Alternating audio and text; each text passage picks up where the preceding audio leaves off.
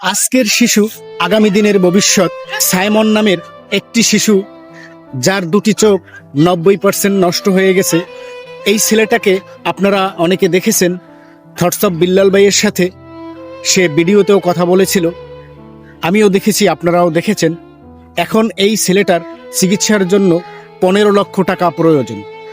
বিল্লাল ভাই সহ পারভেজ আরও অন্যান্যরা এই টাকা তোলার জন্য উদ্যোগ নিয়ে মাঠে নেমে পড়েছেন। তো আমি বলছি, সকল কন্টেন্ট ক্রিয়েটরের প্রতি আহ্বান, সকল দেশবাসীর প্রতি আহ্বান, যে যা পারেন সহযোগিতার হাত বাড়িয়ে দিবেন, যাতে টাকার ব্যবস্থা হয় এবং শিশুটা সুচিকিৎসা পায়। যার যে সামর্থ্য আছে সেই সামর্থ্য অনুযায়ী সহযোগিতার হাত বাড়িয়ে দেওয়ার জন্য আহ্বান জানিয়েছি। এই ভিডিওটা শেয়ার করে সবাইকে জানিয়ে দিন।